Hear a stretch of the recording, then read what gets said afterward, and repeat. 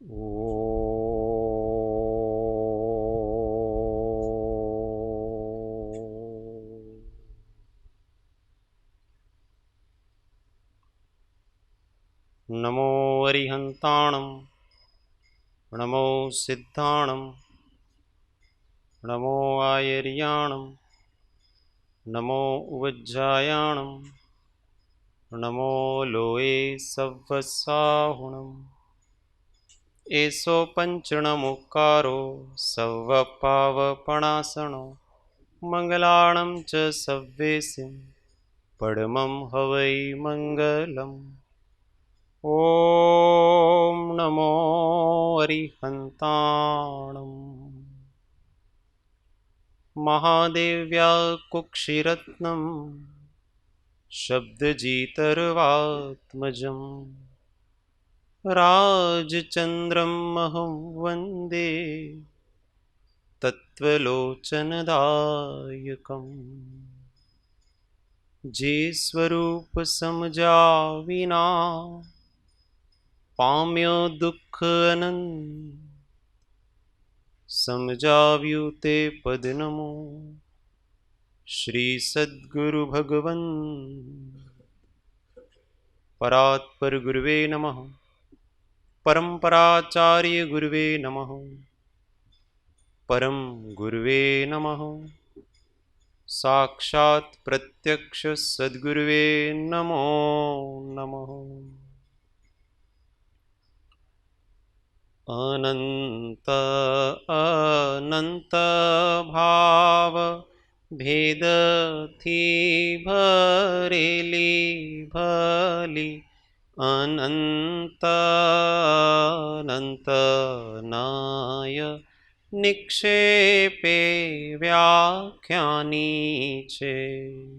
સકલ જગત હિત કારિણી હારિણી મોહ તારિણી ભવાબ્ધિ મોક્ષ ચારિણી પ્રમાણી છે. ઉપમા આપ્યાની જેને તમારા ખવી તે વ્યર્થ આપવાથી નિજ મતિ મપાઈ મેં માની છે.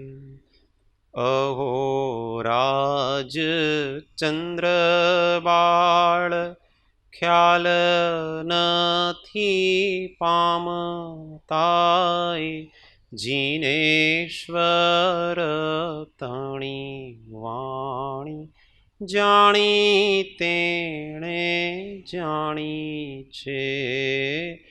ગુરુ રાજ તણી વાણી જાણી તેણે જાણી છે. ઓ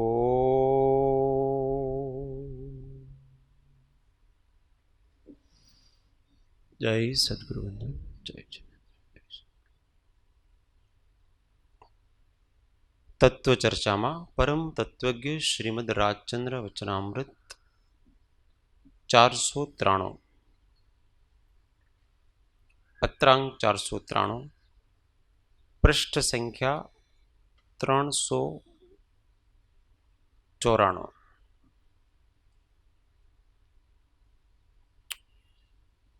છ પદનો પત્ર. અનન્ય શરણના આપનાર એવા શ્રી સદ્ગુરુદેવને અત્યંત ભક્તિથી નમસ્કાર. શુદ્ધ આત્મ સ્વરૂપને પામ્યા છે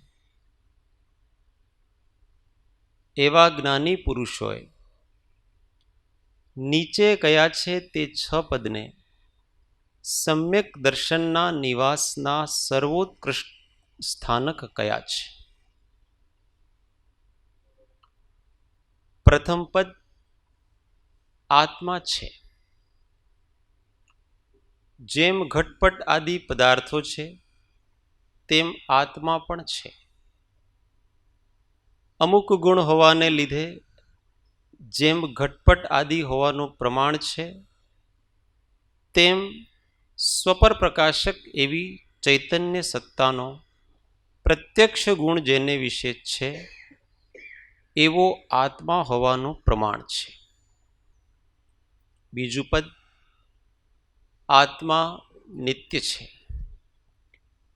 ઘટપટ આદિ પદાર્થો અમુક કાળવર્તી છે. આત્મા ત્રિકાળવર્તી છે. ઘટપટ આદિ સંયોગે કરી પદાર્થ છે.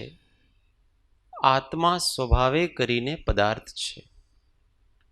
કેમ કે તેની ઉત્પત્તિ માટે કોઈ પણ સંયોગો અનુભવ યોગ્ય થતા નથી. કોઈ પણ સંયોગી દ્રવ્યથી ચેતન સત્તા પ્રગટ થવા યોગ્ય નથી. માટે અનુત્પન્ન છે. અસંયોગી હોવાથી અવિનાશી છે. કેમ કે જેની કોઈ સંયોગથી ઉત્પત્તિ ન હોય તેનો કોઈને વિશે લય પણ હોય નહીં. ત્રીજું પદ, આત્મા કર્તા છે. સર્વ પદાર્થ અર્થ ક્રિયા સંપન્ન છે. કંઈ ને કંઈ પરિણામ ક્રિયા સહિત જ સર્વ પદાર્થ જોવામાં આવે છે. આત્મા પણ ક્રિયા સંપન્ન છે. ક્રિયા સંપન્ન છે માટે કર્તા છે.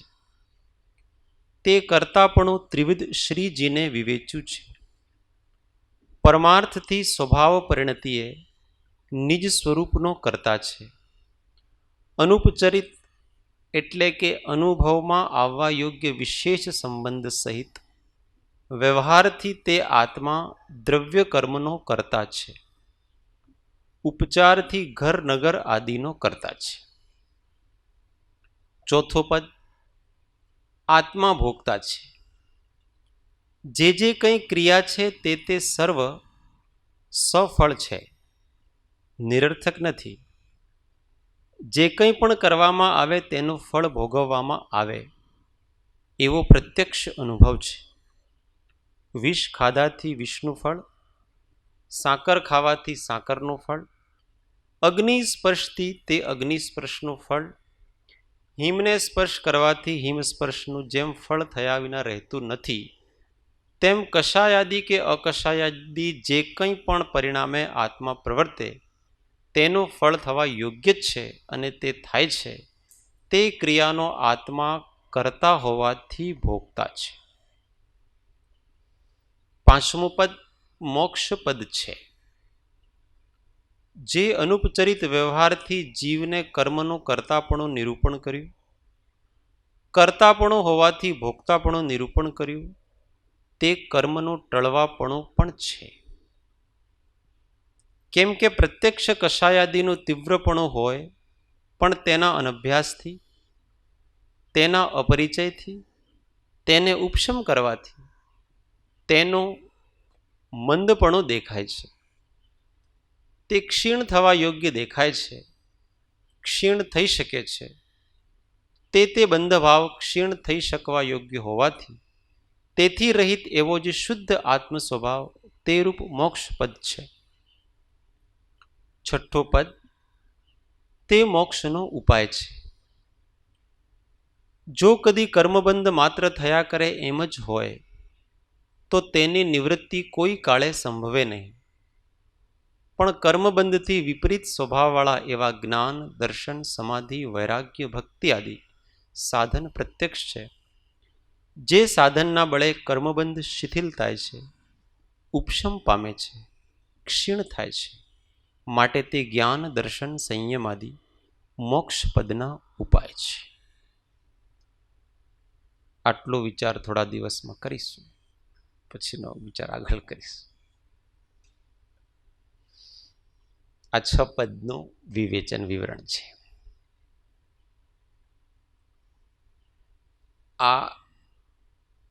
આના પત્રના 2 પાર્ટ છે.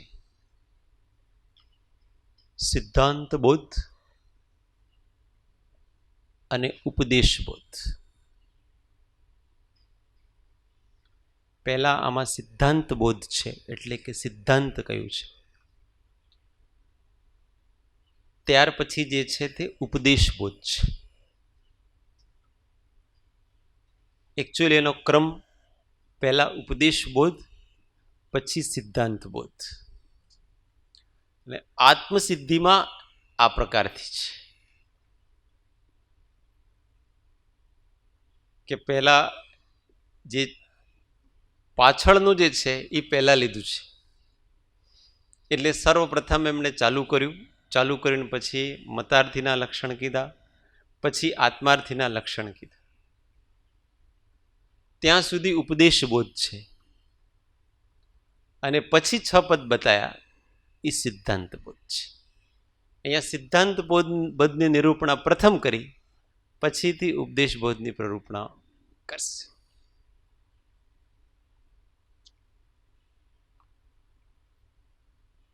એટલે આત્મસિદ્ધિ આઈડિયલી શાસ્ત્ર છે. પછી એમણે શાસ્ત્રાકાર લખ્યું. પત્ર શાસ્ત્રાકાર નથી, આદર્શ શાસ્ત્ર નથી, પણ આત્મસિદ્ધિ આદર્શ શાસ્ત્ર છે.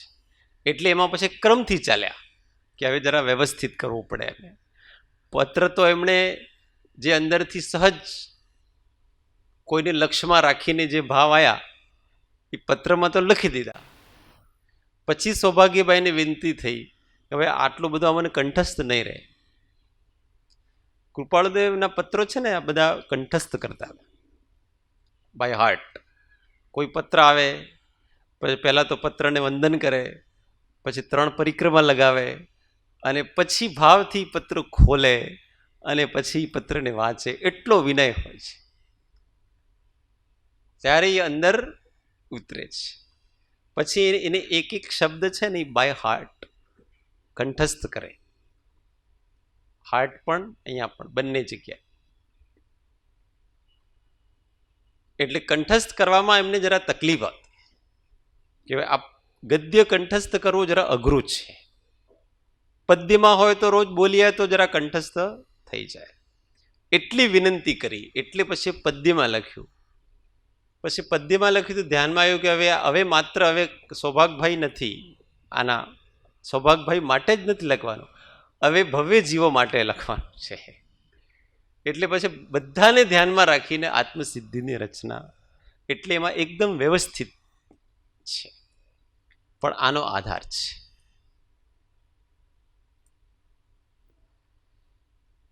કાલે મંગલાચરણ ઉપર વિચારણા કરી હતી. આજે થોડા આગળ ચાલીએ. શુદ્ધ આત્મ સ્વરૂપને પામ્યા છે એવા જ્ઞાની પુરુષોએ નીચે કયા છે તે 6 પદને સમ્યક દર્શનના નિવાસના સર્વોત્કૃષ્ટ સ્થાનક કયા છે. શુદ્ધ આત્મ સ્વરૂપને પામ્યા છે એવા જ્ઞાની પુરુષો. अपने थोड़ा समझते समझते जाएंगे. हर चीज को सिद्धांत से भी समझना और अध्यात्म से भी समझना. शुद्ध आत्म स्वरूप ने पाम्या छे एवा ज्ञानी पुरुषों. कौन कौन से लेना है उसमें? कौन से ज्ञानी को लेना उसमें?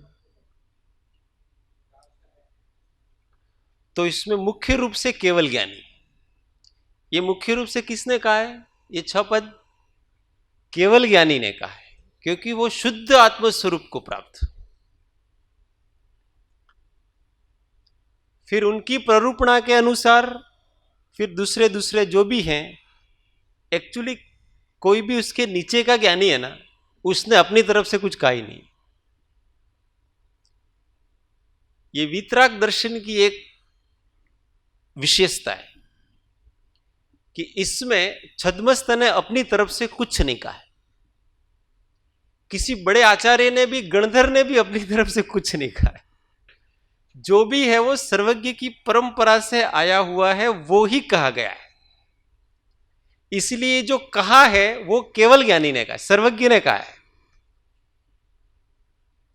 उस सर्वज्ञ की वाणी किसी के मुख से, छद्मस्त के मुख से निकलती है तो प्रकारांतर से निकलती है, श्रुत ज्ञान रूप होकर के निकलती है, अपनी भाषा में निकलती है.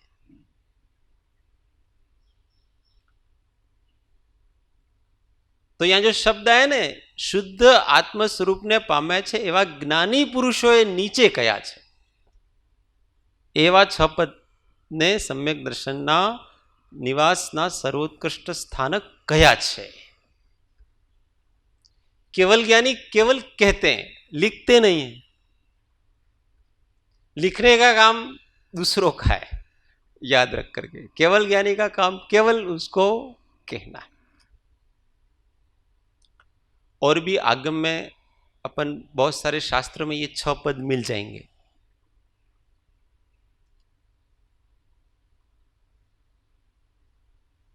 द्रव्य संग्रह की दूसरी गाथा,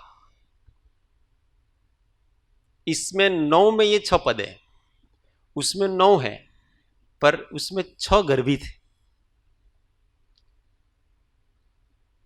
जीव उपयोगमय अमूर्तिकर्ता स्वदेह परिमाण भोक्ता संसारस्थ सिद्ध स विस्रसा ऊर्ध्वगति। जीव, उसमें ये पहला पद आ गया, आत्मा छे, क्योंकि जीव पद में जीव छे। फिर वो कैसा है? उपयोगमय अमूर्ति कर्ता भोक्ता। उपयोगमय है, वहां नित्यता आ गई, सदैव उपयोग में रहता है, इसलिए करता है तो वहां स्पष्ट है करता है। फिर भोक्ता है, इसलिए कहा भोक्ता है, भोक्ता में भोक्तापने का चौथा पद आ गया। फिर का सिद्ध है तो मोक्ष पद आ गया। इस प्रकार से सारे पदों को उसमें गर्भित किया है। एक चिद्विलास नाम का ग्रंथ है। बहुत समय पहले एक बहुत प्रखर पंडित हुए, पंडित प्रवर दीपचंद जी कासलीवाल, किसी ने नाम सुना? बहुत आध्यात्मिक शास्त्र लिखते थे वो। उन्होंने बहुत सारे आध्यात्मिक रचनाएं करी। થઈ શકે, પણ एकदम प्रखर अध्यात्म और ऐसा उनका एक चिद्विलास नाम का ग्रंथ है। उसमें ये कि ये 6 पद है जो कृपालुदेव से शायद थोड़े पहले हुए। और भी शास्त्रों में बहुत सारे ये सब 6 पद मिल जाएंगे। तो कृपालुदेव ने पहली बात तो अपनी तरफ से कुछ नहीं कहा है, जो आगम में सर्वज्ञ से आया हुआ है वो ही कहा है। इसलिए ये सर्वज्ञ की वाणी ऐसा ही अपने को समझना है, पर उनके अनुभव से निकली है, इसलिए अपने को और अधिक ज्यादा प्रभाव करती है। तो शुद्ध आत्म स्वरूप ने पाम्या छे एवा ज्ञानी पुरुषोए नीचे कया छे ते 6 पदने सम्यक दर्शनना निवासना सर्वोत्कृष्ट स्थानक क्या छे। ये जो 6 पद हैं, आत्मा छे, आत्मा नित्य छे, आत्मा कर्ता छे, आत्मा भोक्ता छे, मोक्ष छे अने मोक्षनो उपाय छे। ये 6 पद हैं। उन 6 पदों में सम्यक दर्शन रहता है। सम्यक दर्शनना निवासना सर्वोत्कृष्ट स्थानक। सम्यक दर्शन अगर किसी जगह रहता है तो वो यहां रहता है, बाकी सब है और इनकी श्रद्धा नहीं है तो सम्यक दर्शन नहीं है। क्योंकि सम्यक दर्शन के तो बहुत सारे भेद पड़ते हैं ना। एक भेद तो ऐसा पड़ता है कि भगवान ने जो कहा है वो सही है, इस प्रकार की आज्ञा से श्रद्धा करना, वो भी एक सम्यक दर्शन। एक भेद ऐसा भी है कि जो सर्वज्ञ देव, गुरु, धर्म, ये उनके द्वारा प्ररूपित धर्म, इन सबके ऊपर जिसकी श्रद्धा है वो भी सम्यक भी है, एक प्रकार वो भी है। ऐसे विविध विविध प्रकार से सम्यक्त्व की परिभाषाएं कोई उपचार से किए, कोई व्यवहार से किए, कोई निश्चय से किए, इस प्रकार से अलग अलग व्याख्या किए। पर यहां पर जो कहा कि मूल में आपको देवशास्त्र गुरु की भी श्रद्धा हो और भगवान की वाणी पर भी श्रद्धा हो, पर वो सही है ऐसा हो परोक्ष, पर ये चीज, इस चीज को जो 6 पद हैं उसकी श्रद्धा विचार पूर्वक की नहीं है, निर्णय पूर्वक की नहीं है। निर्णय पूर्वक गांधी जी को ये 6 पद लिखे, उसमें उन्होंने लिखा, आ 6 पद जेने विचारे करीने सिद्ध कर्या छे तेने श्रीजीने सम्यक दर्शन कह्યું છે। ऐसा लिखा हो कि जिसने विचार पूर्वक इनको सिद्ध किया है, निर्णय किया है, उसको जिनेंद्र भगवान ने सम्यक दर्शन कहा। तो सम्यक दर्शन इनमें रहेगा। इनकी श्रद्धा है इस 6 पद की तो सम्यक दर्शन है, और इनकी श्रद्धा नहीं है तो सम्यक दर्शन नहीं। इनका ज्ञान नहीं, इनकी श्रद्धा। श्रद्धा है विचार पूर्वक का दृढ़ निर्णय से फिर वो श्रद्धा में कन्वर्ट हो जाता है। पहले तो उसको विचार करना, तो वहां तक तो ज्ञान का काम है, और फिर उसको उसमें दृढ़ता लाना, निर्णय करना कि नहीं यही है। इदमेव ईदृश्यमेव तत्वम नान्य चान्य था इत्य कंपाय संभवत सन्मार्ग संशया रुचि। ऐसा आचार्य महाराज कहते हैं कि ये यही है, ऐसा ही है, इसी प्रकार से है, अन्य प्रकार से नहीं है। ये जो जीवादि तत्व है, आत्मा आदि का स्वरूप है, वो यही है, इसी प्रकार से, अन्य प्रकार से नहीं है। इस प्रकार की तलवार की धार पर चढ़ाया हुआ जो पानी है, उस पानी और तलवार एक मेक है, ऐसी एक मेक श्रद्धा, अखंड श्रद्धा जिसकी है, उसको असंशया रुचि, निशंकित्व कहते हैं। निशंकित्व मतलब ये सम्यक्त्व।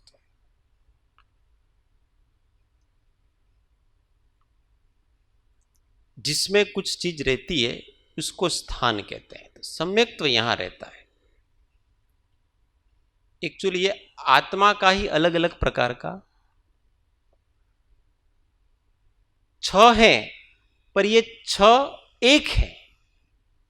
पद तो 6 है, पर ये 6 जब श्रद्धा के रूप में आते हैं तो ये 6 नहीं रहते हैं, एक हो जाते हैं। ये 6 पद से जो सिद्ध होता है, ऐसा चैतन्य आत्मा है, वो मैं हूं। ये है मूल में सम्यक्त्व। हाँ, कि जो है, जो नित्य है, जो करता है, जो भोगता है, जो पूर्ण है और जिसकी पूर्णता का मार्ग है, ऐसा जो चेतना है, वो चेतना मैं हूं। ये बाद में सब एक हो जाते हैं। तो किसी को सम्यक्त्व को प्राप्त करना है तो फिर उनको अलग अलग से याद रखने की जरूरत नहीं है। एक बार इस पे श्रद्धा होगी, वास्तव में ये सब आत्मा के रूप हैं, अन्य नहीं है। सम्यक दर्शन, सम्यक ज्ञान, सम्यक चारित्र सब आत्मा में रहते हैं, और सम्यक दर्शन के जितने अंग हैं, जितने उपाय हैं, सब आत्मा में रहते हैं। तो इस लक्षण वाला जो आत्मा है वो मैं हूं। ऐसा जिसको श्रद्धान है उसको सम्यक्त्व कहा है। ये भी व्यवहार से है। ये जितना लिखा है ना, ये भी एक व्यवहार है, क्योंकि जहां पर विस्तार होता है, विकल्प होता है, वहां व्यवहार होता है, और भेद होता है ना, ये भेद करके बताया, ये सद्भुत व्यवहार। तो भेद करके बताया, अलग अलग टुकड़े करके आत्मा को, और अभेद आत्मा को, कि जो कर्ता भी है, भोक्ता भी है, नित्य भी है, मोक्ष स्वरूप भी है, मोक्ष मार्ग स्वरूप भी है। ये सब जो है वो आत्मा है, अर्थात वो मैं हूं। ऐसी श्रद्धा। किसी भी वस्तु को सिद्ध करना होता है ना, तो सबसे पहले उसको टुकड़े टुकड़े करने होते हैं। जानने के लिए हम लोग को टुकड़ा टुकड़ा करना पड़ता है, परंतु वो सब टुकड़े हैं, वो एक ही पदार्थ है। अलग अलग करके, जैसे हमको ये अभी ये सामने वाक्य लिखा है, आत्म भावना भावता जीव लहे केवल ज्ञान रे। तो अभी हम पढ़ेंगे तो एक एक शब्द पढ़ेंगे ना, आत्म भावना भावता जीव लहे केवल ज्ञान। परंतु इसका भाव पकड़ना है तो क्या करना पड़ेगा? फिर हम टुकड़े नहीं करेंगे, उसका भाव अभेद है। उसके शब्द के टुकड़े टुकड़े किए हमने, भाव के टुकड़े नहीं हो सकते हैं कभी भी। तो ऐसे जब अपरोक्षानुभूति करनी होती है किसी वस्तु की, तो उस भेद को अभेद करना होता है। अभेद में विकल्प नहीं है, भेद में विकल्प है, परंतु पहले विकल्प करके उस अभेद को समझना होता है। जब तक हम वो नहीं करेंगे, उस विकल्प का नाम यहां पर विचार करना ऐसा है कि विचार पूर्वक यहां पर हमने उसको सिद्ध किया है। और वो सब विकल्प का जो विषय था वो मैं हूं, विकल्प मैं नहीं हूं। आत्मा छे, आत्मा नित्य छे, आत्मा कर्ता छे, आत्मा भोक्ता छे, मोक्ष छे, मोक्षનો उपाय छे, ये विकल्प मैं नहीं हूं। मैं कौन हूं? इन विकल्प का जो विषय है आत्मा, वो मैं हूं। जो करता है वो मैं हूं, जो भोगता है वो मैं हूं, जिसका मोक्ष होता है वो मैं हूं, जो मोक्ष मार्ग में प्रवर्तन करता है वो मैं हूं। तो वो मैं हूं, वो अखंड है, ये सब खंड खंड है।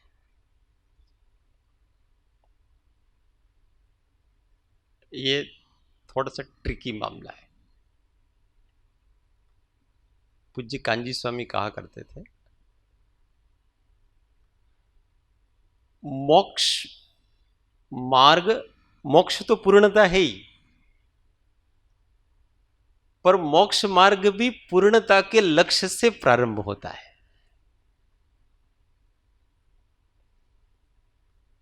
मोक्ष मार्ग अपूर्णता के लक्ष्य से प्रारंभ नहीं होता है। जब तक अभेद तत्व का निर्णय नहीं है, मैं परिपूर्ण हूं, इस प्रकार की श्रद्धा नहीं बैठेगी, तब तक मार्ग चालू नहीं होगा। फिर वो साधन उसके होंगे, बाद में वासनाक्षय ही रहता है, बाकी कुछ नहीं रहता। एक बार समझ में आ गया व्यक्ति को कि मैं परिपूर्ण हूं, मेरे अंदर किसी प्रदेश में अपूर्णता नहीं है, ये जो अपूर्णता है वो केवल मेरा मोह है।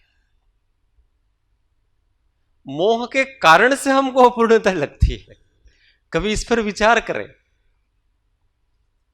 कि हम अभी हैं तो हम अपूर्ण कहां हैं? वास्तव में अपूर्णता क्या है? तो हमारा मिथ्या दर्शन, मिथ्या ज्ञान, मिथ्या चरित्र जो कि मिथ्या है, वो ही अपने को अपूर्ण करता है। और वो तो मिथ्या है, उसका तो असतपना घोषित कर दिया। अब उसको निकालो तो पूर्ण ही है। इसलिए हम पूर्ण तो पहले से ही है, हमको अपूर्ण से पूर्ण नहीं होना है, पर उस पूर्णता को एहसास कराने में जो आवरण है, जो बाधा है, उस बाधा को निकालने का है। इसलिए मानना तो पहले अपने आप को क्या है, ये द्रव्य दृष्टि कहलाती। शक्ति तो केवल की ही है, केवल ज्ञान की ही है हमारे अंदर, हम केवल ही हैं। परंतु मोह के कारण से हम ऐसा अपने आप को न तो मान रहे हैं, न अपने आप को ऐसा जान रहे हैं, न अपने आप को ऐसी अनुभूति कर रहे हैं। और वो मोह निकल जाए तो क्या हो जाएगा? तो वो मोह वासनाएं, सब वासनाएं निकल जाएगी, तो वहीं की वहीं हम रह जाएंगे।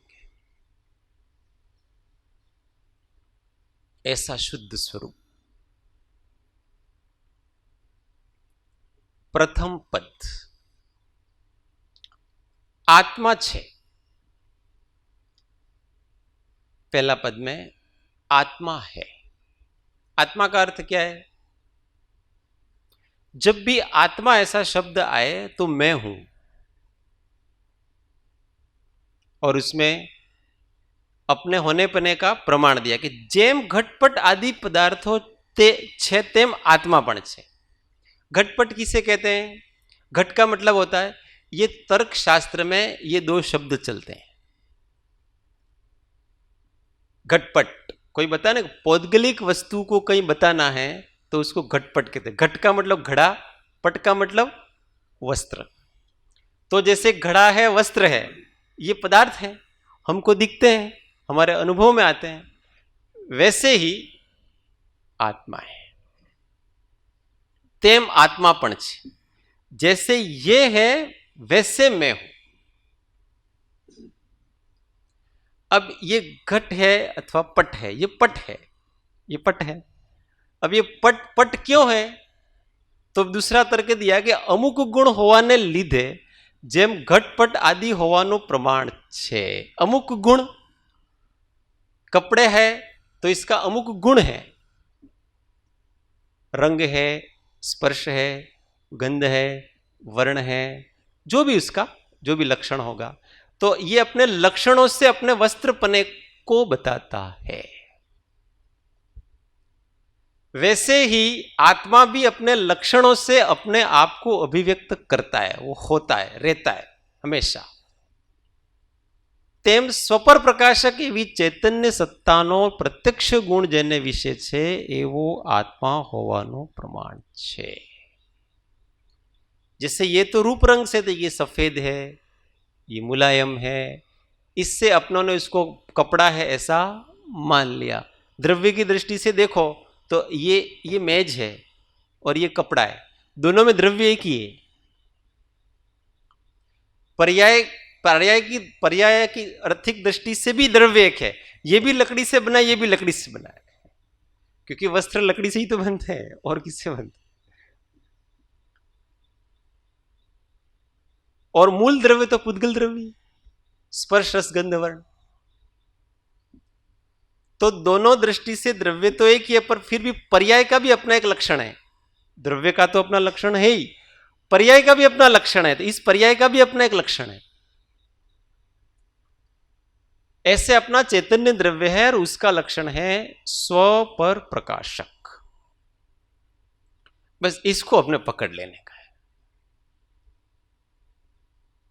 बाकी कुछ पकड़ में नहीं आए ना, कोई बात नहीं। दुनिया की कोई चीज समझ में नहीं आए तो कोई बात नहीं, कुछ याद नहीं रहे तो कोई राय, पर मैं स्वपर प्रकाशक ऐसा चैतन्य तत्व। स्वप्रकाशक अपने को भी प्रकाशित करता है और दूसरे को भी प्रकाशित करता है। अब यहां प्रकाश शब्द का अर्थ समझना। प्रकाश का अर्थ होता है जानना, अनुभव करना। ये दोनों शब्द चलेंगे साथ साथ, और कहीं कहीं वेदन शब्द भी आएगा, वो अनुभूति के अर्थ में आएगा। तो प्रकाश का अर्थ हो तो जो जानता है, अनुभव करता है, वेदन करता है, इसका नाम प्रकाश। प्रकाश का अर्थ अब सामान्य लोग मानते हैं कि जो सफेद होता है वो प्रकाश, तो सूर्य का प्रकाश सफेद होता है, ये सफेद होता है, तो फिर आत्मा का प्रकाश नहीं। तो वास्तव में प्रकाश का अर्थ कोई सफेदी पना के, पीला पना के, ऐसा नहीं, ये तो पुद्गल का लक्षण, ये प्रकाश का लक्षण नहीं। प्रकाश का लक्षण है जिसमें पदार्थ दिखते हैं,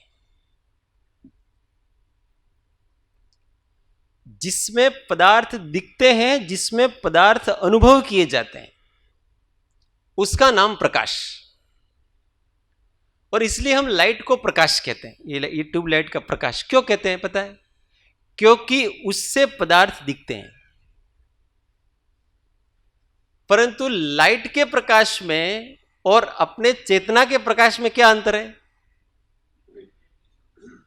कि वास्तव में लाइट है वो पदार्थों का अनुभव नहीं कर रही है, वो स्वयं प्रकाशित भी नहीं है, वो तो कोई चैतन्य है, वो नहीं लाइट नहीं जान रही है इसको कि ये पंखा चल रहा है, कि ये बैठे हैं, कि उसको लाइट थोड़ा जानता है। जानता कौन है? जानता कोई चैतन्य है। इस लाइट के उजाले में यहां कितने लोग बैठे हैं वो कौन जान सकता है? कोई आत्मा। ये लाइट नहीं जान सकता है। इसलिए इस लाइट का लक्षण प्रकाश नहीं है। आत्मा का लक्षण प्रकाश। लाइट है वो पदार्थों को जानने में निमित्त है, स्वयं प्रकाशवान नहीं हो। क्योंकि स्वयं प्रकाशवान होता तो वो जानने का काम करता, पर उसमें जानने का गुण नहीं है। जानने का गुण किसके अंदर है? हमारे अंदर। इसका नाम प्रकाश।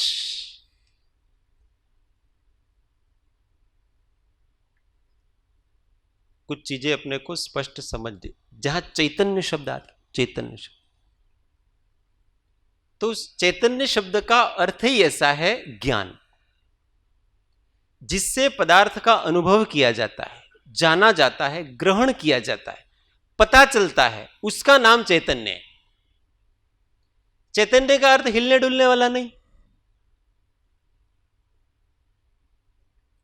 कि आ भाई हले છે ને એટલે આ ભાઈ જીવે છે, આ ભાઈ હલતો નથી એટલે મરી ગયો છે।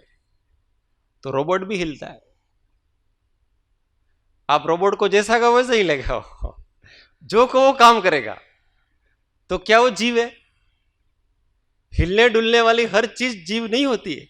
जैसे ये पंखा घूम रहा है, अपने से भी ज्यादा हिलता है, तो इसका मतलब हिलना डुलना का मतलब जीव पना नहीं होता है। जानने देखने का मतलब चैतन्य पना होता है। इसका नाम चैतन्य। तो जहां चैतन्य शब्द आए वहां ज्ञाता भाव का मुख्यता रखना, ज्ञान भाव की मुख्यता रखना, दर्शन भी उसके साथ है। जो सहज जानता है, अब जानना भी है कि कौन सा ज्ञान मेरा लक्षण है। स्वपर प्रकाशक ऐसा कहा, जो खुद को भी जानता है और दूसरों को भी जानता है। तो इस आत्मा का लक्षण केवल जानना है, प्रयास पूर्वक, बिना प्रयास के भी। प्रयास करेंगे तो भी जान सकते हैं, नहीं प्रयास करेंगे तो भी जान सकते हैं, पर इसका मूल लक्षण है बिना प्रयास के जो जानता है वो उसका मूल लक्षण है, मूल स्वभाव है उसका। बाकी जितने भी है वो क्षयोपशमिक भाव है। हमको बुद्धि लगानी पड़ती है कोई जाने, जैसे हम कोई चीज भूल गए और फिर अपन दिमाग लगाते हैं, यार वो क्या वस्तु थी यार, कल मिले थे, उसका नाम पता नहीं पड़ रहा है, बहुत अच्छा नाम था उनका, भी चेहरा तो मुझे याद आ रहा है, नाम याद नहीं आ रहा है। फिर थोड़ी देर बाद नाम याद आता है। तो हमने प्रयास किया और इसके बाद उसका जानपना हुआ। ये भी जानपना ही है, ये भी एक आत्मा ही है, अनात्मा नहीं है, पर वो क्षयोपशमिक है, सहज जानपना नहीं है। सहज नहीं है इसलिए कष्ट है। जो हमको प्रयत्न पूर्वक करने पड़ते हैं उसमें सब में कष्ट है। पर अगर आत्मा के स्वाभाविक ज्ञान को देखें तो उसमें कोई कष्ट नहीं है, बिना कष्ट के है। इसलिए हमें जो लक्षण निर्णय में लेना है वो लक्षण प्रयास पूर्वक जानता है वो चैतन्य सत्ता हूं, ऐसा नहीं। बिना प्रयास के जो स्व और पर को हमेशा जानने का काम करता है वो मैं हूं।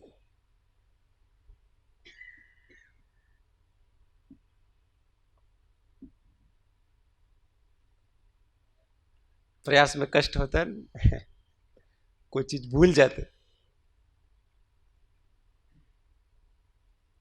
अचानक याद आती, पर यार कल तो यहां जाना था, तो भूल गए, याद ही नहीं आया, कल तो ये कार्यक्रम था, अपने तो कुछ सोचा ही नहीं। उसके लिए कष्ट है, बुद्धि लगानी पड़ती है सारी। आत्मा में रहने के लिए कोई बुद्धि नहीं लगानी पड़ती। इसलिए कोई भी कष्टकारी काम नहीं करना। जो कष्ट पहुंचा ऐसा कोई काम करना नहीं। तो अब ऐसे कैसे कर सकते हैं? हमको योजना नहीं बनानी पड़ेगी क्या? तो योजना बनानी पड़ेगी। योजना बनेगी भी सही, नहीं बनेगी ऐसा भी नहीं है। उसके उदय से वो उस समय आपको क्लिक होगा, जरूर रूप से होगा। और अगर उसका उदय नहीं है तो आप पहले कितनी भी योजना बनाओ एंड टाइम में भूल जाओगे, वो ये सारी योजना गुड़ गोबर हो गई। अपने एक काम करना हमेशा कि हमेशा सहज रहना, सहज जानने देखने के स्वभाव को डेवलप करना। उस सहज जानने देखने के स्वभाव को डेवलप करने से हमारा ज्ञानावरण आदि का इतना क्षयोपशम भी बढ़ जाता है कि हर बात अपने समय पे क्लिक भी हो जाती है। कभी नहीं भी होती है पर हो जाती है, ज्यादातर तो हो जाती है। वो इतना जागृत होता है कि उसको भविष्य की, भूतकाल का क्या क्या जागृतियां रखनी है, कैसे, वो सब अपने आप ख्याल आता है। उसका इतनी विशुद्धि बढ़ी है ना, वो याद नहीं कर रहा है। 10 साल बाद कोई अपन योजना लेके जाते हैं, कोई ऐसा विशुद्धि निर्मल हृदय वाला, इसलिए तो संतों के पास जाते हैं कि हमने ऐसा ऐसा सोचा है। सारा प्लानिंग करके फिर किसके पास जाएंगे? अपने गुरु के पास अथवा कोई भी विशेष ज्ञानी उसके पास। તમારો શું विचार છે? क्यों? क्योंकि वो आप जैसे ही सुनाओगे उसका ज्ञान की निर्मलता इतनी है कि उसको आगे पीछे का सब दिखेगा सारा। उसने तो कुछ नहीं सोचा उसके विषय में जरा भी, पर उसको दिखेगा, क्योंकि जो नो कर्म उसके सामने आता है उसका क्षोभशम तुरंत प्रकट होता है और आगे पीछे की पर्याय दिखती है कि ये योजना में इसमें 10 साल बाद क्या होगा, अथवा क्या क्या गड़बड़ियां हुई पहले, अथवा इसको अच्छी तरह से कैसे सफल होगा, इसमें ये करेंगे तो ये होगा, वो करेंगे तो वो होगा। ये आपको निर्मल हृदय वाला अच्छी तरह से बता दे, जबकि वो प्लानिंग नहीं करता है। बाकी प्लानिंग करते हैं और उनको आगे पीछे का कुछ पता नहीं होता, और वो बिना प्लानिंग के उसने वो केवल स्वभाव को साधता है और कुछ नहीं करता है, और उसको सब आगे पीछे का पता है। वो कुछ भूलता भी नहीं, जागृति भी ऐसी है उसकी। इस स्वभाव को, अपने चैतन्य भाव को साधने का फल है सारा का सारा। एक को साधेंगे समस्त सब कुछ सध जाता है अपना, और हम टुकड़े टुकड़े में साधना चाहते हैं। टुकड़े टुकड़े में अपने आप को मत साधो। क्षयोपशम को बढ़ाने का प्रयत्न नहीं करके हम क्षयोपशम जिसके बल से बढ़ता है उस आत्मा को ही, आत्मबल को ही बढ़ाएं। सहज ज्ञान का अभ्यास, बिना प्रयास के हमेशा शांत रहने का, चैतन्य रूप रहने का, ऐसा अभ्यास किया करें। ऐसा बिल्कुल नहीं है कि हम हमारे काम पहले पहले होगा, शुरुआत में होता है ऐसा। जब वो अभ्यास चलता है ना तो अपने काम भूल जाएंगे, अपनी बाकी की चीजें भूल जाएंगे, ये सब पहले पहले होगा। पर जब उसमें सहज स्थिरता आएगी फिर हम कुछ नहीं भूलेंगे और हम सहज रह पाएंगे। यहां तक कि आपको व्याख्यान करना है, फिर सोचना नहीं पड़ेगा, विचार नहीं करना पड़ेगा, कुछ भी सोचना नहीं है वहां। और वो करते करते भी आपको अपने सहज ज्ञान स्वभाव को ही साधना है और कुछ नहीं करना है उसमें। ये सब ऑटोमेटिक होता है। एक ही काम किया हमने कि मैं सहज ज्ञाता हूं, बिना प्रयास के जानना देखना मेरा काम, बस इतना करें हम और इससे सब कुछ हो जाता। ये अपना लक्षण है, मूल लक्षण। ये पहले पद का श्रद्धान है। उस पहले पद के श्रद्धान में ही वास्तव में सब कुछ है, बाकी तो उसकी शुद्धि के सारे उपाय है। तो अपने भगवान से प्रार्थना करें कि अपने को अपने उस सहज चैतन्य भाव का हमेशा लक्ष्य बना रहे, चिंतन बना रहे, निधिध्यासन बना रहे।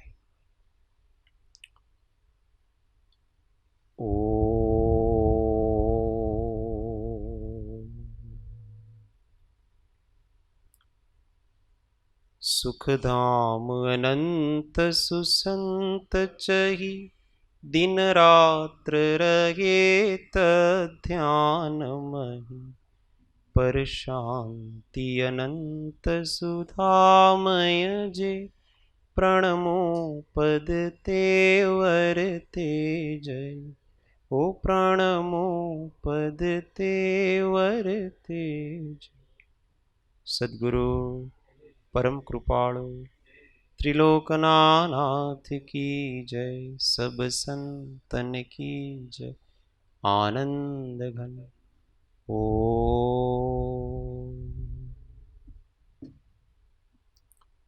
सूत्र सौ साथे।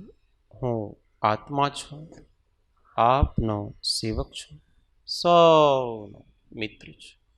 હું આત્મા છું, આપનો સેવક છું, સૌનો મિત્ર છું। હું આત્મા છું, આપનો સેવક છું, સૌ ઓમ શાંતિ શાંતિ શાંતિ। જય સદગુરુ।